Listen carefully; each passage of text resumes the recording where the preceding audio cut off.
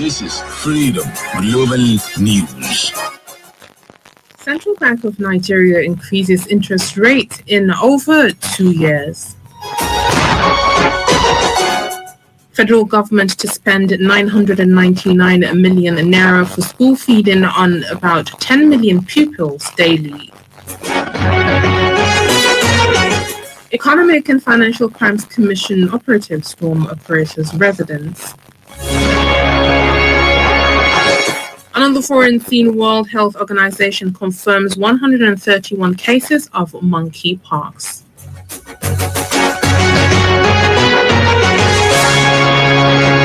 This is Freedom Global News.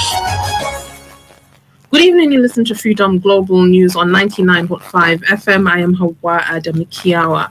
Today is the 24th of May 2022, which is equivalent to the 23rd of Shawwal, 1443 after Hijri. And now the news in full.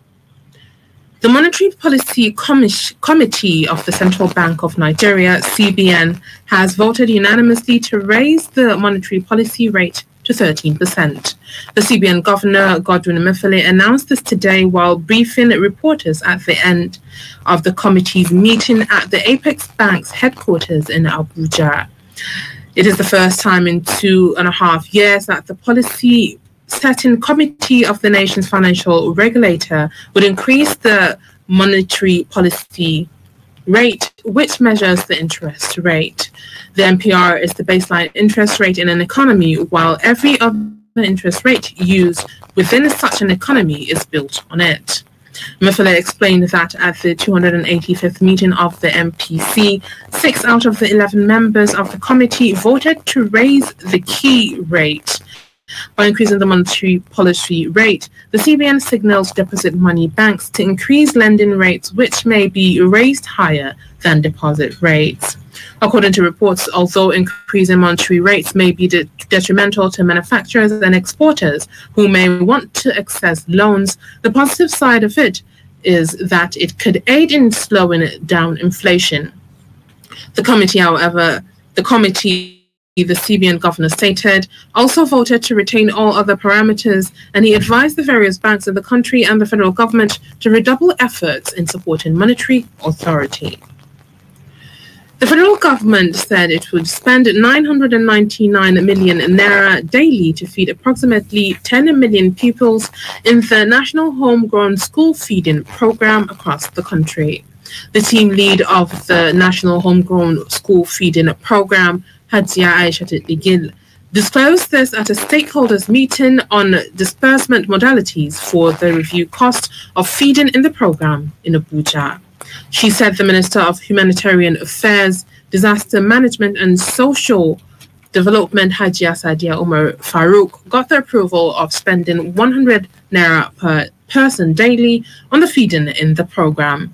She said that 9,990,862 pupils from primary 1 to 3 in the program would now be fed with 100 naira daily for 20 days in a month, which would amount to 999,086,200 naira daily.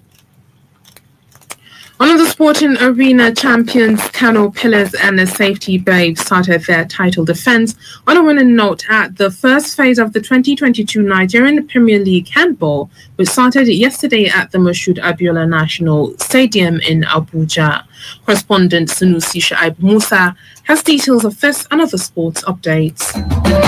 Dealers took the court against Police Machine in the second game in the male category and were dominant, neutralizing the threat of the opponent to win 29-15. Newly promoted Benue Bupalos shocked Lagos side Seasiders 29-22, while Tote Marine, another Lagos side, lost to Confluence Stars 37-27. Dealers coach Solomon Yola described the games against the Police team as difficult, commending their opponent for putting up a good fight. In the female category, Safety Babies defeated Seasiders Babes 27 37-26, Rima Queens beat Bendel Dynamos 32-29 in a nearly contested game, while the defended Babes walked over Kada Queens, who are yet to arrive the venue due to security concerns. Meanwhile, former under-20 goalkeeper Adebayo Adele, who is in line to replace injured Maduka Okoye in the Eagles squad for the forthcoming international friendlies against Mexico and Ecuador, may miss out on the games due to visa issues. The Nigerian goalkeeper, who falls out of the games due to a lingering shoulder injury, was one of the goalkeepers invited for the games alongside Ojo Olureleke and Adewale Adeyinka. In another update, England manager Gary Southgate has called 27-man squad for England's clash against Hungary, Germany and Italy. Goalkeepers Jordan Pickford, Nick Pope, Aaron Ramsdale, while defenders are Trent Alexander-Arnold, Conor Cody, Mark Guehi, Reece James, James Justin, Harry Maguire, John Stones, Fikayo Tomori, Kieran Trippier, Kai Walker, Ben White of Arsenal. Midfielders included Jude Bellingham, Conor Gallagher, Mason Mount, Calvin Phillips, Declan Rice, James Ward-Prowse and forwards Tammy Abraham, Jared Bowen, Phil Foden, Jack Grealish, Harry Kane, Bukayo Saka and Raheem Sterling of Manchester City. Sunusi Shaib Musa, Freedom Radio. The Global News is coming to you from Freedom Radio 99.5 FM. You can send your comments, opinions and watch us live on Freedom Radio Nigeria on Facebook.com. You can get the link to the page on our website, freedomradionig.com.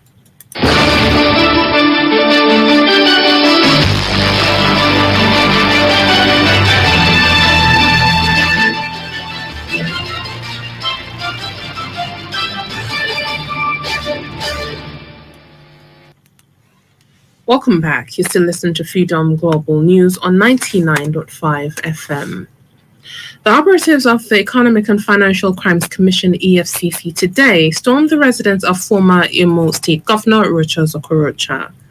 The anti-graft agency team stormed the residence of the former governor in the Maitama area of the Federal Capital Territory to arrest him. In a video obtained by Channels Television, the EFCC operatives were seen within the premises of the former governor. They insisted that Okorocha, who is seeking to contest the presidential election on the platform of the All Progressives Congress, APC, should submit himself for arrest or honor a long-standing invitation to their office. In the video, the EFCC operatives were seen within the premises. They insisted that Okorocha should submit himself. On arrival at the residence, Channels Television crew discovered that the EFCC operatives had barricaded the residence of the presidential aspirant. According to them, none of the members of Okorocha's family would be allowed to leave the compound until they produced the former governor. The operatives, who were later seen screening people going out and coming into the premises, also warned the mobile policemen attached to Okorocha to withdraw from the residence. On in history, today we have Safara Tijani Adam with the report. On this day, May 24, 1996, Nigeria ceased to be a federal republic by a decree signed by the Supreme Commander, Major General Aguiyi Ironsi. Regions were abolished, giving way groups to provinces. All the existing political parties were dissolved. Formation of new political parties were prohibited, and all tribal unions were banned. The government only had power to legislate for all Nigeria. Public services became unified under a National Public Services Commission, and a time limit of 3 years was set for the army to rule and return power of civilization. Safara Utijan Adam, Freedom Lead. And on business, we have Hauwa Adamu Kiyawa with the updates. The Nigeria Interbank Settlement System said cashless transactions rose by 44% year-on-year to hit 117.33 trillion naira in the first 4 months of 2022. From January 2022 to April 2022, 117.33 trillion naira was processed through electronic channels, which is 35.9 trillion naira more than 81.54 trillion naira that was processed in the corresponding period of 2021. Cashless transactions are monitored on the NIBSS through the Nigeria Instant Payment System and point of sales terminals. Meanwhile, the federal government has approved tax reliefs and other incentives for tech startups to harness the potential of the sector. The approval was given by the Federal Executive Council, FEC, to further harness the country's digital innovation and entrepreneurship ecosystem during its meeting following the presentation of a memo by the Minister of Communications and Digital Economy, Professor Ita Pantani. The gesture sector will enable the implementation of strategies to encourage and support the development and growth of more innovation-driven enterprises (IDES), which have the potential to create millions of additional jobs in the country. For the prices of commodity today at Dawano Market here in Kano, a bag of maize goes for 21,000 naira, guinea corn for 20,000 naira, and a bag of millet for 23,500 naira. At the Bureau de Change today, a dollar is traded for 595 naira, 1 euro for 609 naira, 1 pound for 728 naira, and 1 Saudi Riyal for 154 naira. Hauwa Adamu Kiyawa, Freedom Radio.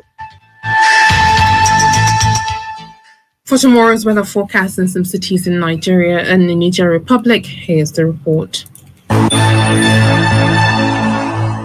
Kano tomorrow morning is expected to have a clear sky and light wind at an average temperature of 25 degrees Celsius and later change to 34 degrees Celsius with sunny sky. Katsina will experience similar weather condition at an average temperature of 26 degrees Celsius and later change to 35 degrees Celsius with sunny and a gentle breeze. Kaduna is expected to have a clear sky and light wind at an average temperature of 23 degrees Celsius and later increase 30 degrees Celsius. Abuja will experience partly cloudy and light wind at an average temperature of 24 degrees Celsius and later increase to 30 degrees Celsius with light cloud and light wind. Lagos is expected to have light rain showers and light wind at an average temperature of 24 degrees Celsius and later change to 30 degrees Celsius with thundery showers and light wind. Moving to Niger Republic, Maradi is expected to have clear sky and light wind at an average temperature of 27 degrees Celsius and later change to 36 degrees Celsius with sunny sky, while Zindar will experience similar weather condition at an average temperature of 27 degrees Celsius and later change to 38 degrees Celsius with sunny sky. Aisha Hussein Muhammad,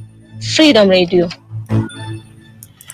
And on the foreign scene, the World Health Organization today said there have been 131 confirmed monkeypox cases and 106 further suspected cases since the first was reported on May 7th outside the countries where it usually spreads. The World Health Organization said while the outbreak is unusual, it remains containable and limited, and it is covering further meetings to support member states with more advice on how to tackle the situation. Monkeypox is usually mild viral infection that is endemic in parts of West and Central Africa.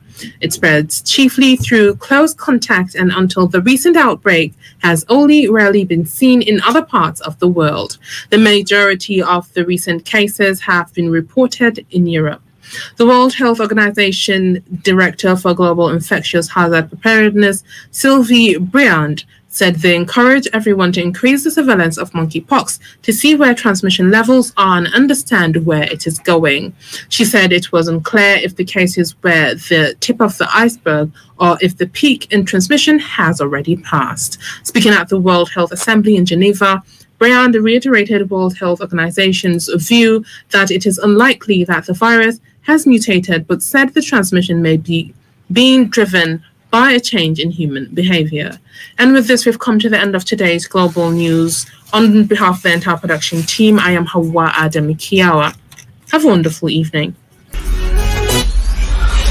Freedom, freedom, freedom, freedom, freedom, freedom.